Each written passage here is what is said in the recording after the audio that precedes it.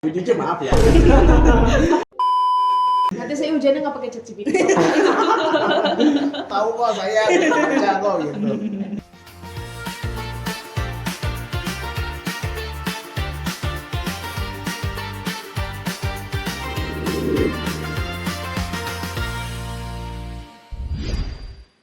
Halo guys, welcome back to Podcast.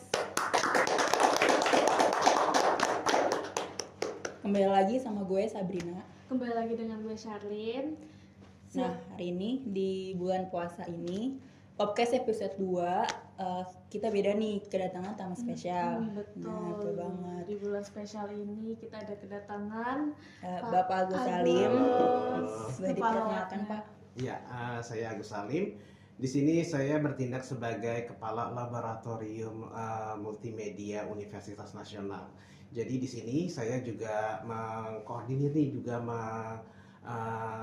menjadi orang tua nih buat teman-teman di Hikomet. Jadi kalau teman-teman di sini ada sesuatu yang ingin disampaikan untuk lebih ke kampus gitu, bisa melalui saya. Kayak gitu. Iya, Gitu. baik. Berarti boleh curhat dong sama Bapak gitu. Oh boleh banget. Saya memang diem aja, cuman kalau mau kesana silahkan ngobrol-ngobrol kita gitu. Kayak tentang Bapak, saya habis diputusnya pacar saya. Oh boleh. Nggak cuma tentang multimedia ya, Saya Pak? kenalin malah. Saya kenalin teman ada iya. Direkomendasiin loh. Boleh direkomendasiin betul. Antar fakultas tapi tetap diurus atau di kampus lain bisa. Boleh banget. Ordal. Iya, udah. Betul. Ada orang dalam, ada privilege ya. Yes, betul. Betul, Pak. Nah, di video kali ini, podcast kali ini kita bakalan ngulik-ngulik nih tentang lebih ke background Pak Agus ya, lebih tepatnya gitu. Gimana Pak Agus bisa jadi kepala lab segala macam, terus habis itu kehidupan Pak Agus gimana Waduh, gitu. kehidupan pribadi kayaknya nggak bisa ya. Nggak. Terlalu diekspos banget. Sebagai dosen aja sih sama Iya, kepala lab sama gimana sama gitu. kepala lab. Iya. Baik, di sini saya pertama kuliah dari IISIP sebenarnya. IISIP itu dulu kampusnya para jurnalis gitu ya. Kampus publisistik tertua pertama kali yang ada di Indonesia. Jadi di sana saya belajar terus lulus tahun 2005. Saya masuk dari 2001. Mungkin teman-teman masih kecil Saya banget belum ya. lahir. Oh, Baru lahir tuh 2005. Saya udah mahasiswa loh. Saya udah mahasiswa. Saya lulus 2005, 4 tahun. Saat itu memang kalau kuliah agak susah ya, maksudnya untuk bisa dapat IPK tinggi. Tapi kita di situ pastinya harus mengasah kemampuan. Seperti teman-teman di sini nih tergabung dalam Hikomet gitu ya, nggak cuma kupu-kupu kuliah pulang.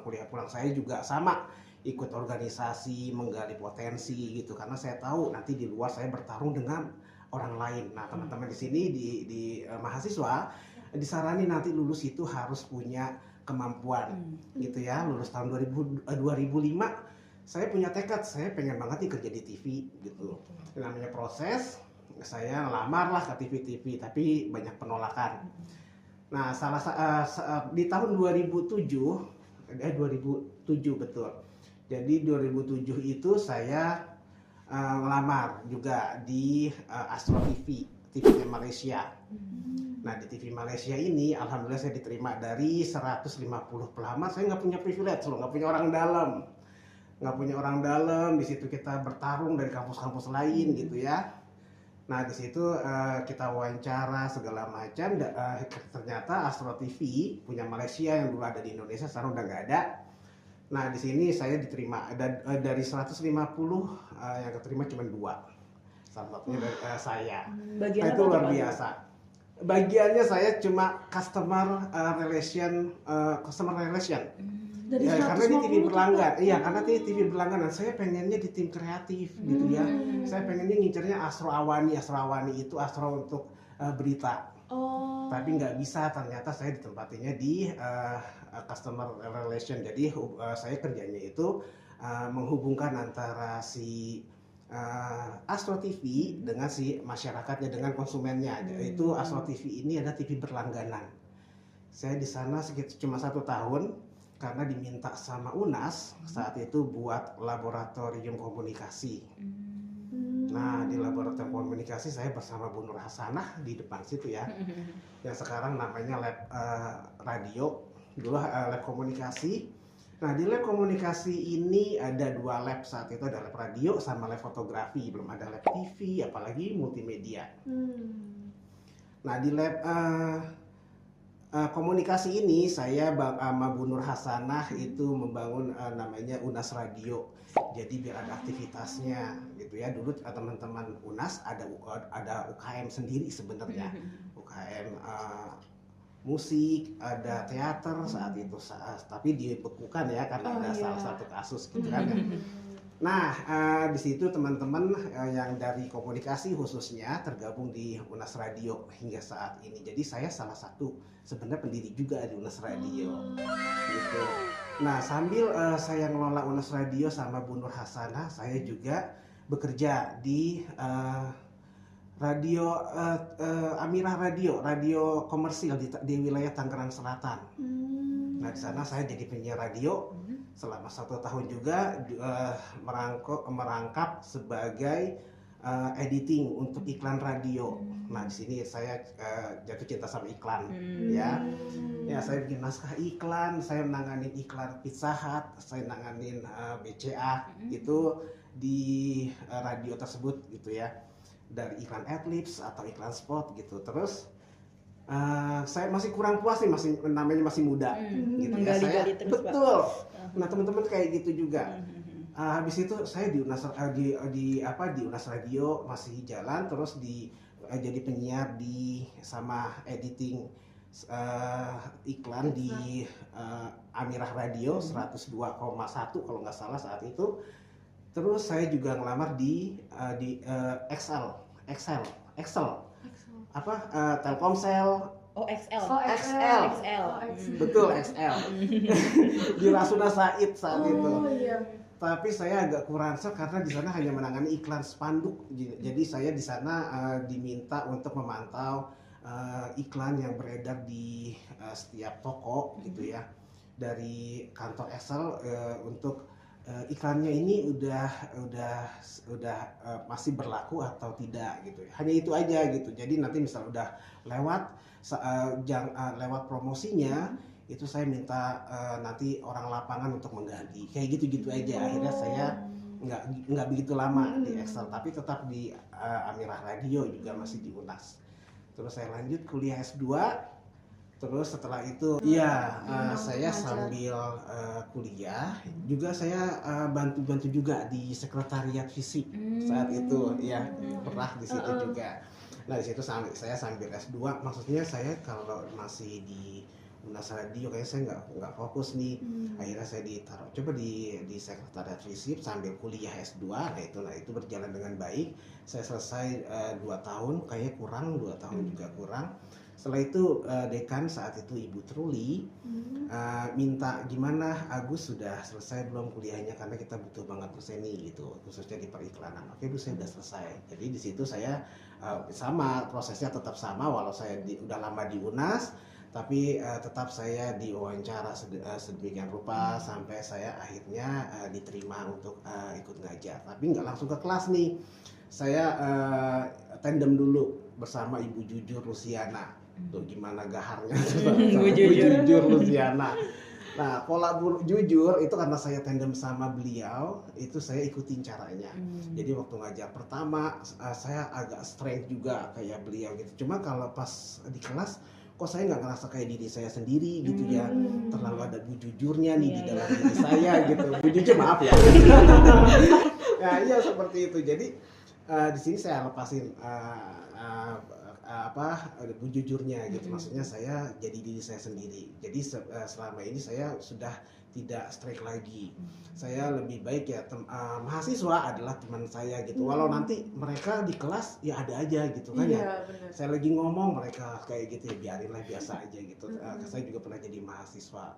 Terus setiap yang saya tekanin untuk jadi dosen, menganggap mahasiswa itu adalah teman, mahasiswa itu adalah adik saya gitu, anak saya. Jadi kalau mereka WA, saya paling lama nggak sampai 1 hari, paling 15 menit kalau saya lagi ada kerjaan, tapi saya langsung cepat balas gitu. Tapi Bapak ya masuk salah satu dosen yang fast respon. Betul. Itu yang saya utamain gitu ya. Saya juga nggak pernah risih atau jengah sama mahasiswa yang gimana gitu, nggak ada seperti itu. Jadi mereka sama-sama sama saya, karena saya punya ini sendiri, punya apa namanya anggapan saya sendiri. Kalau saya bantu orang, saya pasti nanti dibantu orang kalau lagi ada perlu gitu iya, kan ya. benar, Pak. Jadi saya memudahkan urusan orang, saya pasti dimudahin gitu. Jadi nggak, tanya deh teman-teman yang lagi skripsi sama saya, Pak bisa bimbingan nggak? Ayo maunya kapan? Mereka yang nentuin, saya nggak saya, karena saya nentuin mereka pasti nggak bisa. Iya. Kalau mereka udah nentuin tanggal segini bisa semua nggak? Kalau bisa semua ayo gitu. Diserahin ke mahasiswanya berarti. Iya. Diserahkan ke mahasiswanya juga. Kelompok juga gitu. Kalau di kelas, ini maunya kelompok saya pilihin atau mau pilih sendiri? Saya maunya pilih sendiri, silakan. Cuma pas nanti di belakangnya, Pak saya nggak kebagian kelompok karena saya nggak punya teman di sana. Itu kan kasihan ya yang kayak gitu. Iya. Ada tuh mahasiswa seperti itu. Jadi nanti baru saya pilihin. Jadi lihat kondisi juga Iya benar-benar. kayak gitu. Berarti, Oke, ada lagi berarti apa? Bapak jadi dosen periklanan itu dari awal atau gimana Pak? Sebenarnya Pas jadi saya S1-2 saya murni jurnalistik ya. Oh, jurnalis. Iya, jadi Iya. agak ini ya. Iya. Sebenarnya karena iklan itu nggak ada orang, terus saya latar belakang saya pernah nanganin iklan radio. Sebenarnya iklannya iklan radio, bukan iklan spot kayak di TV itu Iya, enggak. iya. Jadi saya hanya iklan radio, terus di Excel cuma iklan-iklan cetak gitu. Akhirnya ya udahlah saya untuk mengisi kekosongan di iklan, saya terima jadi fokusnya di periklanan, tapi tetap megang waktu itu jurnalistik, mata kuliah produksi siaran radio karena latar belakang juga karena saya pernah jadi penyiar radio gitu. Tapi kalau Bapak kayak Bapak menganggap diri Bapak tuh lebih passionnya kemana Pak? Jurnal atau periklanan kalau sekarang? Sekarang lebih senang ke periklanan. Oh, Iya, betul. karena anak-anaknya juga semuanya sih sama sebenarnya asik Iya. gitu. Cuman di periklanan lebih banyak menggali kreativitas mereka karena ada mata kuliah di situ, produksi iklan cetak, produksi iklan radio, produksi iklan TV, terus ada di kafe gitu ya. Semuanya harus kreatif, kita Iya. berimajinasi segala macam gitu. Dan kita pun harus bisa beradaptasi. Mahasiswa, dosen juga kalau nggak mau ketinggalan. Lagi zamannya AI nih, saya suka ngulik-ngulik nih AI juga, terus saya upload, terserah dia bilang norak ya apa kayak nggak apa-apa kayak gitu. Iya. Oh ya, oke. Berarti Bapak S1, S2 jadi dosen periklanan sampai sekarang ya Pak ya? Iya betul. Terus kalau background jadi kepala lab nih Pak itu dipilih, khususnya multimedia ya Pak. Bahkan Bapak tadi Iya. pendirinya radio Iya, kan, terus radio, tiba-tiba betul. Bapak Terus tiba-tiba jadi ke Hikomet, itu dipilih gimana tuh, atau Pak? gimana Pak? Oke, jadi awalnya ini hasil diskusi saya sama dengan Pak Tio selaku saat itu sekretaris Prodi, juga Pak Adi Prakosa. Gus, kayak kita perlu lab lagi deh ini buat anak periklanan saat itu ya. Ya kira-kira apa ya? Oh boleh Pak, nanti coba saya lihat dulu, saya buat ininya apa proposalnya apa aja sih yang diperluin. Akhirnya ada nih, belum namanya belum lab multimedia. Saat itu lab periklanan, belum ada mahasiswanya, belum ada orangnya. Tahun Terus berapa tuh Pak? tahun 2019 kalau nggak salah, 2019 itu baru perencanaan aja. Iya. Terus setelah itu didiskusiin, akhirnya kayaknya nggak pas deh kalau periklanan, lebih cocok ke multimedia kata Pak Tio saat itu ya. Kira-kira siapa ya kepala labnya? Ya pastinya bukan saya karena saya masih junior, dosen junior saat itu kan baru gabung. Akhirnya Pak Tio dan Pak Adi ini berdiskusi dan Bu Monika Kulsum tahu? Bu Monika Kulsum, beliaulah yang menjadi kepala laboratorium multimedia pertama. Gitu. Iya, di tahun 2022 kita COVID kan ya, Iya. masih suasana COVID. Nah di situ Bu Nika studi ke Inggris, S3 di Inggris. Dia udah balik nih tapi masih studi gitu ya. Beliau tidak bisa melanjutkan kepala lab dan Bu Nike menunjuk saya untuk melanjutkan gitu aja. Terus nah saya diskusi sama Pak Tio, kalau saya jadi kepala lab saya pengen ada mahasiswa juga nih Pak gitu, ada labnya juga gitu ya. Saat itu belum ada labnya nih ceritanya, lab multimedia lab paling belakangan. Saya cerita dari lab dulu. Pertama muncul lab TV, lab radio, lab fotografi itu kedua. Setelah itu lab TV. lab TV di sini nih, ini lab multimedia, ini sebenarnya lab TV sebenarnya, betul, iya. Mereka pindah ke atas baru kita yang tempatin, tapi ini ada ceritanya panjang jadinya saya bercerita ya. Baik, kita awalnya lab multimedia. Saat saya jadi lab multimedia, saya minta waktu itu lab radio itu di kepala sama Bu Jujur. Saya minta tolong satu space ruang gitu buat lab multimedia. Bu Jujur memberikan gitu ya, cuma nggak bisa ada tempat Pak Agus. Jadi di sini cuma buat kepala labnya aja. Nanti kalau mahasiswanya mau rapat gimana? Kita mau ada rencana mau ambil mahasiswa, karena saya di periklanan, akhirnya saya minta anak-anak periklanan, dasar-dasar periklanan ya untuk tergabung di multimedia. Namanya belum ada Hikomet, belum. Kita bikin grup, kita diskusi, saya, Pak Tio dan anak-anak yang tergabung, namanya apa nih gitu ya. Namanya aneh-aneh lah. Akhirnya kita ketemu tuh. Ya udah namanya Hikomet gitu. Pertama kita lucu dengernya ya, Hikomet apaan sih gitu ya. Tapi nanti lama-lama dibiasain. Terus kita bentuk logo. Saya salah satu yang buat logo tersebut tuh, logo Gundam itu buatan saya, sama dibantu juga teman-teman itu ya. Teman-teman dari Hikomet, kita nggak punya ruangan. Jadi kalau rapat itu di rumah teman-teman Hikomet saat itu. Di rumah gua aja yuk rapatnya. Terus Ya. Bapak ikut ke rumahnya? Enggak, kalau saya ikutnya kalau misalnya Pak Agus kita rapat ya udah kita ke kopi dari hati ya. Oh ya, Kopi dari dari hati. hati itu ya ke situ ya. Kafe gitu ya. Ya disitulah kita rapat, kita bentuk semuanya segala macam. Terus minta ruangan, minjem ruangan juga ke Bu Jujur. Saya ke Bu Dekan minta ruangan karena saya perlu ruang gitu. Betul. Akhirnya nanti ya Pak Agus sabar, kayaknya Lab TV mau pindah gitu kan. Saya tunggu, akhirnya saya ambil ini. Jadi sebenarnya bukan lab multimedia, kita nggak kepikiran kayak gini, harusnya lebih besar lagi gitu pengennya ya. Cuma adanya ya lab ini ya udah nggak apa-apa, saya ambil gitu. Sampai sekarang sudah 3 generasi kita ya. Iya. Dwi, Daniel, siapa? Sama saya. Yang Devrian. kemarin Devrian, baru Sabrina, 4 4. sama Sabrina. Itu kita itu paling muda sebenarnya. Malah justru awalnya saya ngira tuh Lab TV duluan Pak, karena kan sekarang ya Lab TV lebih gede ya, bahkan gede banget. iya, bahkan ngira kayak ini Lab TV itu udah kayak bukan UKM gitu kan, kayak PH, ternyata radio ya. Radio paling tua itu pertama kali, kedua malah fotografi. Iya. Tapi kenapa kayak ini kan radio dulu baru fotografi kan, tapi kenapa yang dikasih lab tuh malah kita, kenapa nggak TV fotografi ya? Ya itu saya ke Bu Dekannya gimana? Tolong dong, saya berisik banget. Kepala itu tadi itu Pak Umar.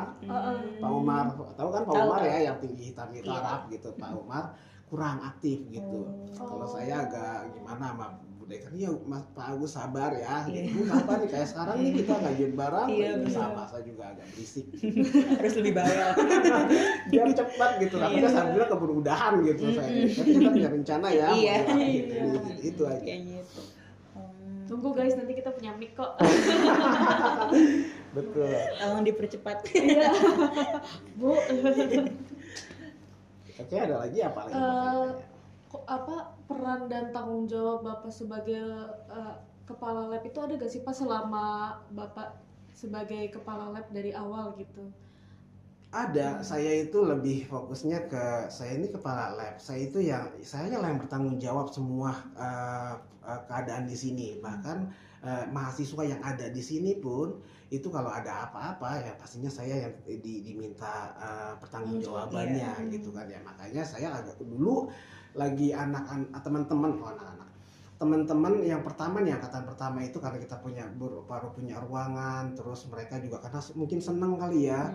Jadi kalau pulang itu lama, saya agak aduh lu kapan sih pada mau balik, ini bukan kos-kosan, saya agak berisik gitu dulu ya. Sekarang ya udahlah, ini kan mahasiswa kok saya jadi kayak gitu saya nggak boleh kayak gini lagi, kok kayak gitu. Akhirnya saya nggak ke situ lagi gitu.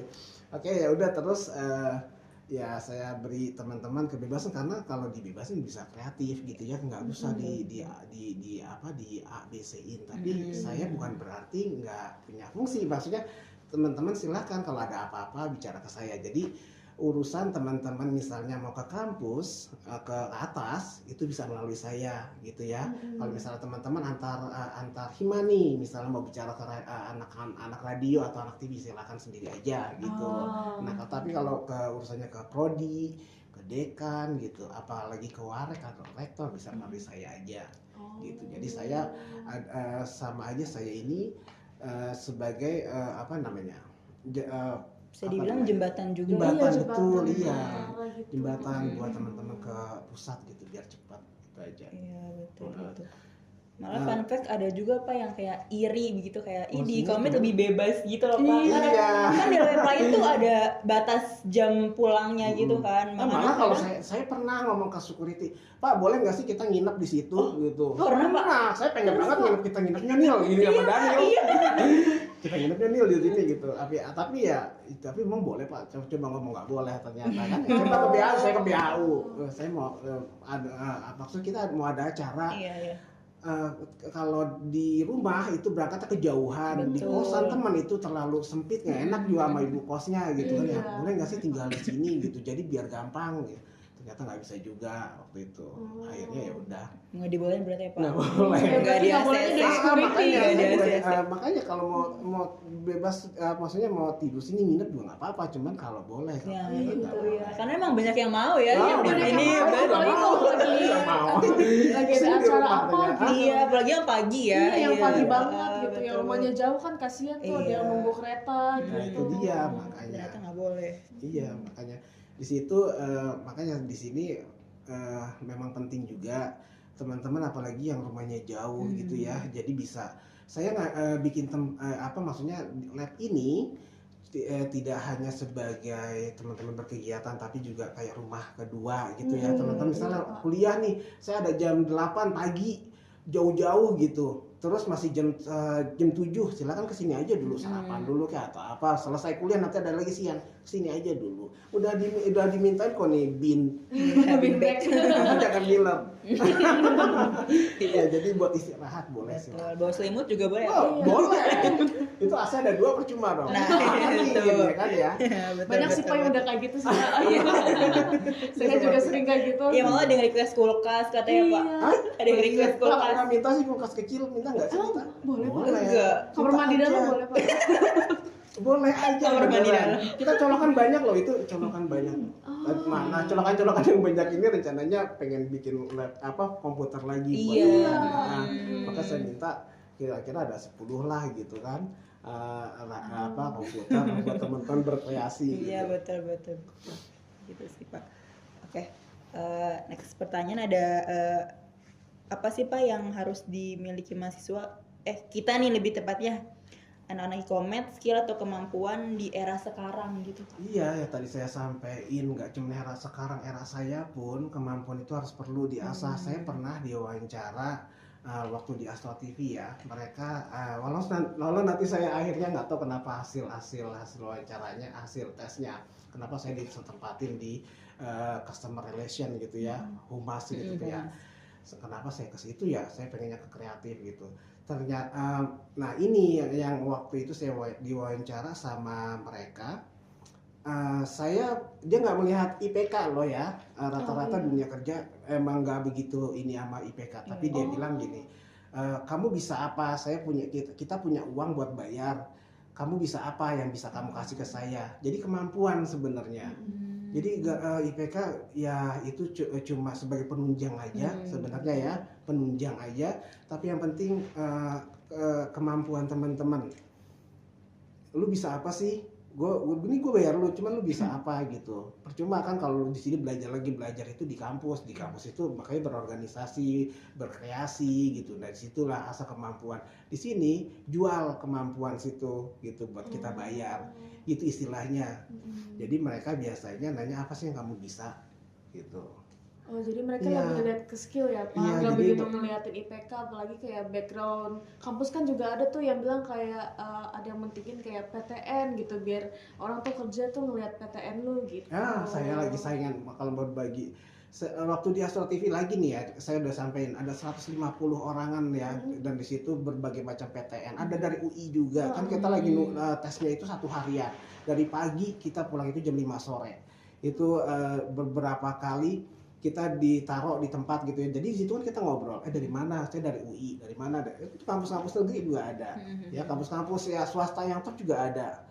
Ya, saya dari ISIP malah keterima. Ya, dari 150 sekian itu cuma 2 orang. Nah, di situ mereka itu lihat kemampuan, nggak perlu IPK penting. Ya, IPK penunjang aja. Cuma yang lebih penting itu kemampuan yang saya tekanin. Saya pernah jadi mahasiswa, makanya kalau mahasiswa nih yang rata-rata harus banyak berkreasi, apalagi saat ini nih zamannya sudah sangat maju, digital, AI di mana-mana gitu ya. Kita mau bikin film aja dulu harus ada storyboard, harus bikin cerita dulu, kita bikin dulu storyboardnya, storyline-nya gitu ya. Terus persiapan yang mesti disiapin saat sebelum kita syuting. Sekarang nggak perlu, kita cuma tulis prompt aja, dan segala macam udah siap. Nih tokohnya seperti ini, gimana caranya konsisten tokohnya biar mukanya nggak berubah-berubah, ada gitu kan aturannya. Nah itu sangat bagus sebenarnya. Mahasiswa lebih harus disesuaikan dengan kemajuan seperti itu. Kenapa? Karena itu yang digunain nanti di dunia kerja. Tapi AI kan agak gimana gitu ya, nggak apa-apa, adaptasi aja biar kita nggak ketinggalan gitu ya. Terus juga pengalaman saya nih sebagai dosen, saya suka bingung sama mahasiswa juga. Misalnya, Pak, kenapa sih kok nilai saya admin ini nanti pengaruh Pak sama IPK? Ya Allah, IPK aja sampai segitunya gitu. Harusnya diutamain skillnya aja, saya pikir gitu. Jangan terlalu difokusin. Saya nggak minta teman-teman buat udah kalau gitu gue nggak usah masuk deh, nggak usah. Tetap harus rajin gitu ya. Karena memang itu hanya sebagai pendukung aja, tapi utamakan skill, kemampuan teman-teman gitu. Jangan sampai udah selesai kuliah, udah nyandang SIKOM ya, atau sarjana S1 gitu, terus pas di dunia kerja baru mulai belajar gimana sih cara nyari berita misalnya. Kita nggak tahu nulis berita caranya gimana sih, itu kita nggak tahu, itu nggak boleh. Maksudnya jangan sampai kayak gitu. Lulusan mana sih biasanya ntar digituin ya. Emang di kampus nggak diajarin, masa lu mulai belajar sih di sini. Di training iya, di training itu kan berarti bukan kita dilepas begitu aja, kita didampingin aja, tapi kita setidaknya bisa cara nulis berita gimana gitu, bahasa jurnalistik yang boleh dipakai seperti apa gitu, kayak gitu. Jadi harus ningkatin semuanya, jangan terima mentah-mentah juga apa yang ada di kuliah gitu. Saya yakin sama juga seperti saya, kita kalau di kelas itu biasanya ngangguk-ngangguk, keluar udah sampai kan lupa tadi ngomong apa tuh dosen. Aduh, sama saya juga begitu gitu. Betul nggak tadi yang sampai sama Pak Irianto ngomong apa sih dia? Nggak tahu. Nggak tahu, gue kagak nyimak gitu. Biasa gitu di kelas, biasa PN masuk gitu ya. Terus bawa kuliah, terus habis itu selesai kita ke kantin ngobrol. Tadi Pak Heri ngomong apa ya? Ngomong apa dia tadi? Nggak tahu. Secepat itu hilangnya. Itu tumben gitu, ada bawa mata kuliah di kantin. Biasanya udah sampai kantin udah lupa, nggak ada bahas. Iya, udah ngomongin yang lain kan Pak biasanya. Kan ya. Mikirnya makan apa ya habis kelas. Betul begitu ya, kayak gitu. Jadi ya makanya sebenarnya di kelas pun kita yang nggak dapat apa-apa juga gitu ya sebenarnya. Jadi ya makanya kita harus asah skill dari berorganisasi. Kalau mau apa yang ada di kelas diajarin ya diulang lagi di rumah gitu, misalnya berkaitan sama praktik gitu, yang halnya praktikal gitu bisa dicoba lagi di rumah. Tadi cara ngedit video gimana? Tadi katanya di Pak Agus waktu nerangin tentang storyboard itu gimana ya? Oh kayak gini bikinnya, misal kayak gitu. Terus saya juga pernah baca di sosial media kayak kuliah itu memperlama pengangguran. Itu menurut Bapak gimana Pak? Memperlama pengangguran maksudnya jadi, gimana? Iya kayak jadi ngapain kuliah kalau ujung-ujungnya jadi karyawan, kita lah yang nggak kuliah jadi bos. Iya. Ada yang kayak gitu Pak. Iya, tapi kan kalau kita lihat dari persentase orang yang kuliah sama yang enggak, itu bisa kelihatan lebih banyak yang orang yang pastinya jalur kuliah ya. Iya. Kayak misalnya anggap saja kayak si apa yang Facebook itu. Oh, siapa namanya? Siapa yang di Facebook lupa lagi saya namanya. Dia kan nggak selesai ya kuliahnya. Iya. Nah, karena dia punya privilege segala macam, ya itu yang nggak usah diikutin yang kayak gitu. Maksudnya kita lihat Raffi Ahmad deh gitu kan. Kalau gitu dia mau pinter dari sananya gak sih? Bukan dasar privilege, maksudnya jalur dia itu lebih mudah gitu ya, karena memang orang tuanya ada gitu. Kita mau Pewaris, perwaris ya, bukan perintis. Iya.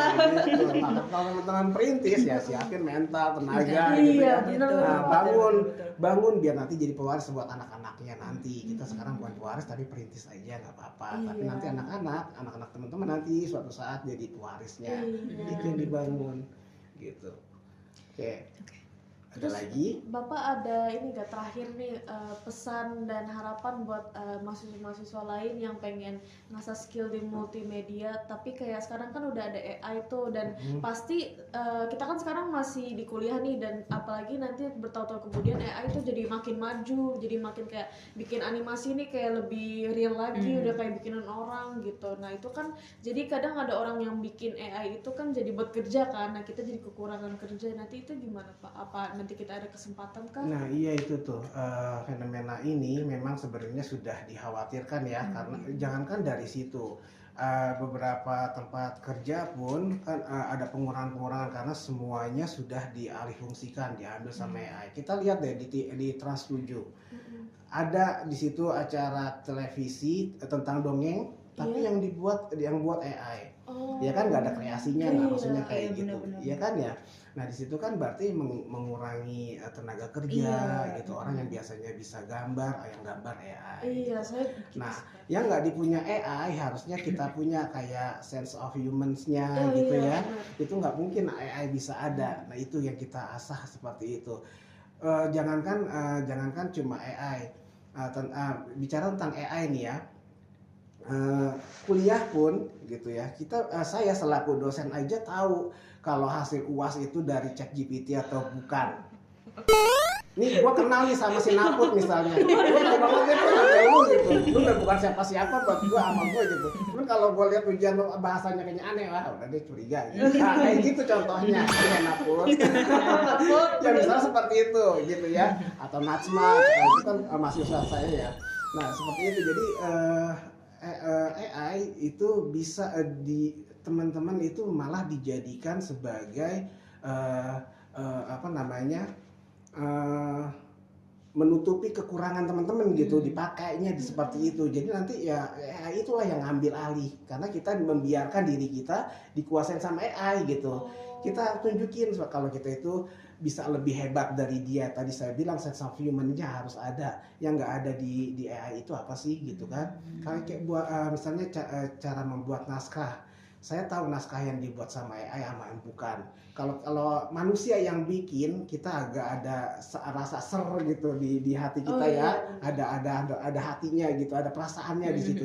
Cuman kalau ada AI yang buat, kayaknya nggak, biasa aja gitu. Iya, bahasanya juga kadang kemana-mana. Bahasanya juga kemana-mana, betul kayak gitu. Bahasa terlalu baku, Iya. campur-campuran.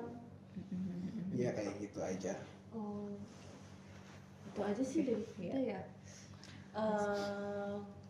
Dari apa namanya perjalanan Pak Agus dari awal dari kuliah, terus habis itu apa background lab ini nih, Iya, kita jadi betul, tahu betul. nih apa namanya background apa Hikomet tuh kayak gimana, yang awalnya namanya lab apa tadi, Periklanan. Lab periklanan periklanan sebelumnya. gitu. Terus habis itu kita juga dapat saran dari Pak Agus nih, kalau misalkan kita tuh kuliah tuh nggak usah mikirin IPK apa, tapi bukan berarti Bukan berarti nyontek ya, guys. malas-malasan Iya, ya, bukan berarti kuliah. cabut-cabutan ya Hmm. guys. Tapi emang lebih penting itu skillnya yang diasah Iya, gitu loh. gitu. Rasa penasaran terus lebih ditingkatin lagi gitu. Iya, Banyak kan mencoba-coba. aneh, misalnya kalau IPK-nya berapa 4,00 tapi pas dites nggak bisa apa-apa. Iya, nah itu iya. benar, Pak. Mendingan kamu bisa sesuatu IPK-nya 3,00 nggak apa-apa, tapi Iya. jago dalam satu hal itu lebih bagus. Malah itu yang dicari-cari. Nah itu lah yang dicari gitu. Iya. Nah itu lebih cepat jadi pewarisnya guys. Nah, Gitu. betul.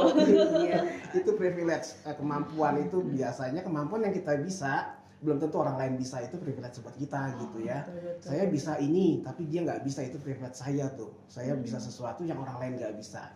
Ya, privilege itu nggak harus kita punya orang dalam, nggak. Tapi apa ya kemampuan yang kita punya di mana orang lain nggak punya, itu privilege sendiri kita gitu. Tuh denger guys, Tuh, kalau denger. kalian punya kemampuan atau apa, itu artinya privilege guys. Gitu. Bukan Jadi berarti- nggak cuman mikir kayak gue nggak punya ordal jadi nggak bisa Iya. gini gitu kan, banyak kan kayak gitu Gue ya. bukan Rafathar, nggak punya Iya. privilege nggak juga. Itu privilege beda. Itu beda tuh. Privilege banget itu. Iya iya. Dan teman-teman jadi tahu nih kayak yang mungkin tadi yang nggak tahu lab multimedia kayak gitu kan. Jadi lebih banyak tahu lah. Terima kasih banyak ya Pak Iya, Abdul sama-sama, sudah terima cerita-cerita, kasih. saya jadi tahu juga Iya, dan sama-sama, juga makasih. saran masukannya. Iya, gitu. semoga membantu ya, mudah-mudahan juga.